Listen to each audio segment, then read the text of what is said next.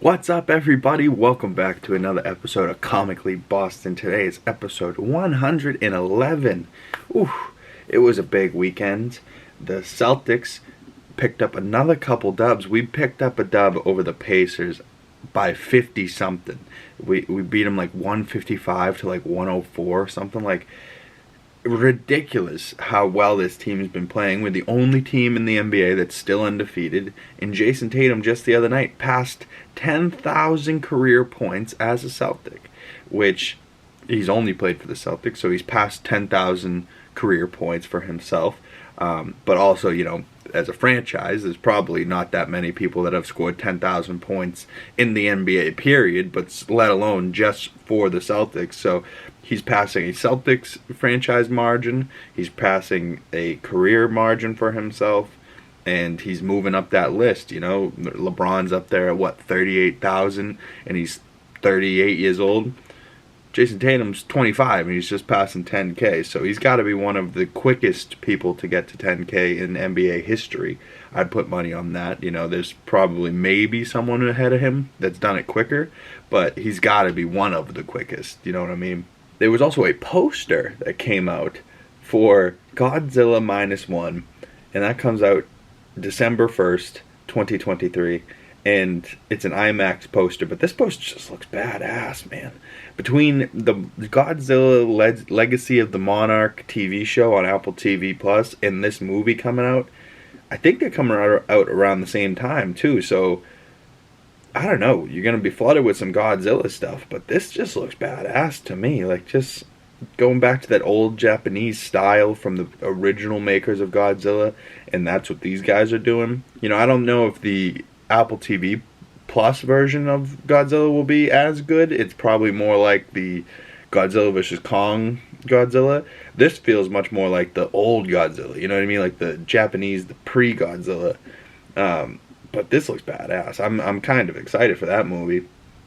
Also, coming out this week, it is currently November 6th, November 10th, this Friday, or Thursday if you're one of them OGs that goes to the night before preview, the Marvels movie comes out, and I don't know if I'm excited for it or confused, or I think I'm excited, but you know, like normally my excitement boils over to my skin and I'm like, oh my god, I can't wait for this. Where this movie's like, I'm interested, but I have no idea what it's going to be about.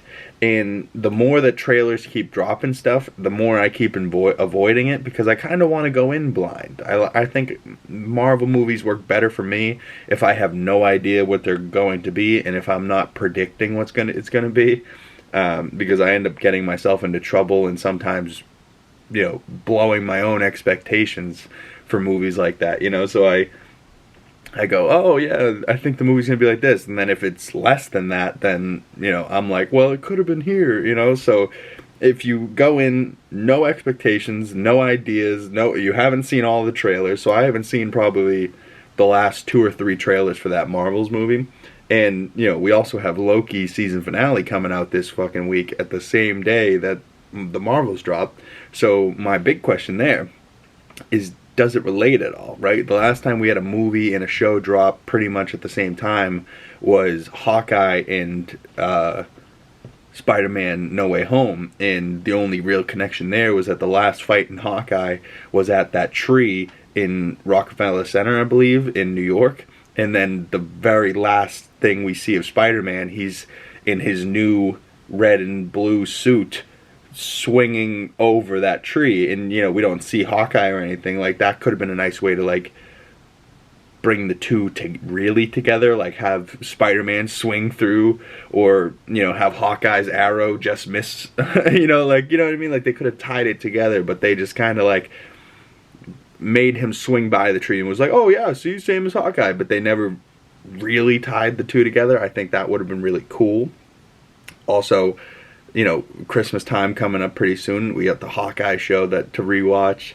I just started Falcon and Winter Soldier last night. There will be 2 videos coming to the channel this week, breaking down what my favorite episode for What If Season 1 was, and also WANDAVISON on breakdown, and I'll do a review for those as well. I've just rewatched both of those in completion, not having to do it week by week, and that might change my thoughts and ideas on the show itself, so stay tuned for those videos. We also have, the season finale breakdown video for Loki coming out later this week. We also probably have a reaction or a breakdown coming out for the Marvels movie this week. So it's a busy week, y'all. And I think I'm also going to do a reaction video to the Echo trailer that came out.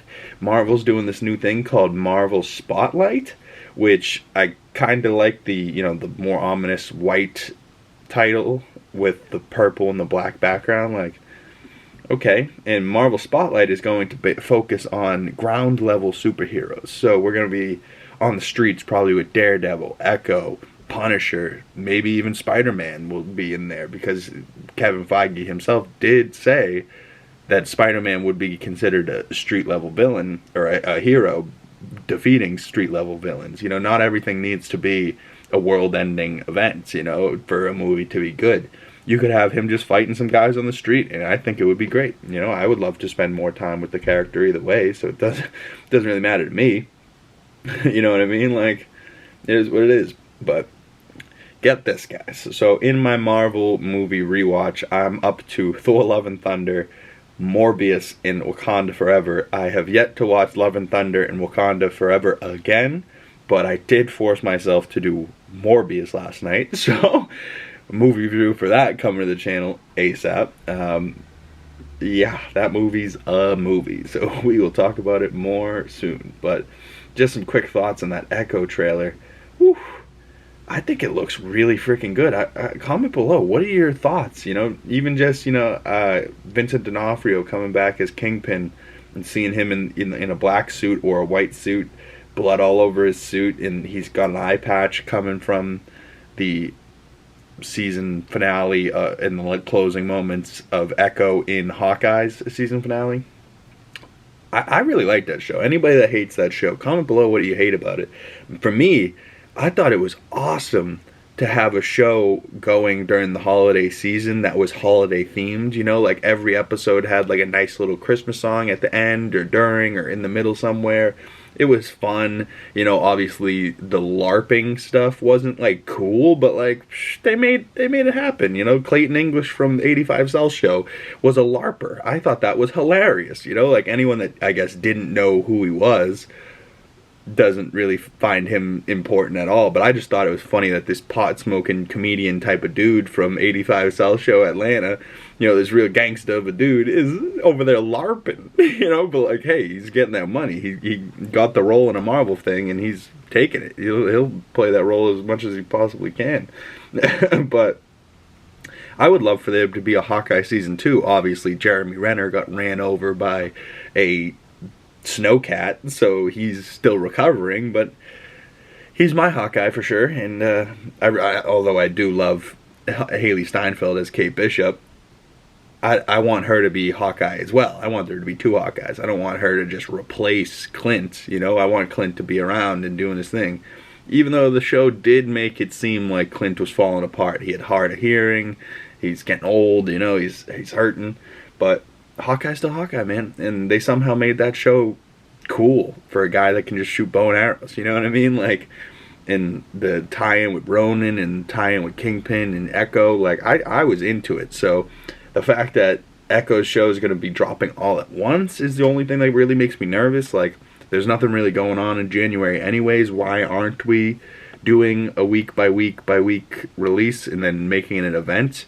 I don't know, maybe they just want to switch it up and try something new under this new Marvel Spotlights banner. But Echo, January 10th, will be dropping all of its episodes. I don't know if it will be 6 episodes or 8 episodes or whatever it will be, but all episodes streaming January 10th on Disney Plus, and it will be Echo, which I find super interesting. Also, that the main character is going to be doing probably ASL, probably going to be a lot of closed captions, because obviously she's can't speak. But so we're gonna have to brush up on our ASL, if we want to be able to communicate or whatnot. That was probably terrible. I'm sorry to people that actually know ASL. I know one word in ASL, and it's, which is, what does that look like? A horn? What does this look like? So that's the only word I know. And sign language, comment below if you know what it is. But I think I'm going to make it a short Comically Boston today. We got a lot to do this week, so stay tuned for this week. Tomorrow we'll be breaking down an Echo trailer reaction. There will be a Morbius movie review coming out this week. There will be reviews coming out for WANDAVISON and What If, breaking down what my favorite episode from each of those series will be. So stay tuned, y'all. We got a lot coming your way. I hope you guys enjoyed this video. And comment below, what are your biggest questions going into the Loki season finale? That's what today's video is supposed to be about. I was supposed to be talking only about what I thought Loki's season finale was going to be about. But I got to be honest with you guys. I drew a blank. I really don't know what that series is going to be about. I don't know where it's going. All I know is that Loki controls time slipping. The TVA is blowing up. The timeline's blowing up. They got to fix the timeline. Victor Timely turned to spaghetti 2 episodes ago. So, like, where is this going? What's happening? I honestly really like it because I have no idea what's happening. And Nick Giasulo, if you're watching this, you hated on last week's episode. You were like, it's boring, it's this, it's that. Me personally, I loved every minute of that episode. And, you know, just spending more time with the characters, finding more things out about the characters, finding out that Mobius has kids, and he's a single dad, and he's a jet ski salesman, you know, like just finding out, spending time with these characters has been a great time, and I've really loved this series. I've really liked Loki, Kihei Kwan, Owen Wilson. I think they're killing it. Jonathan Majors as Victor Timely. So we know he's going to be back next episode. So what's going to happen? Who knows? Comment below your thoughts. Links down in the description below. Follow my other social medias. Check me out on Letterboxd. Email me if you got any questions. ComicallyBoston@gmail.com. And I will see you beautiful people in the next episode. Peace.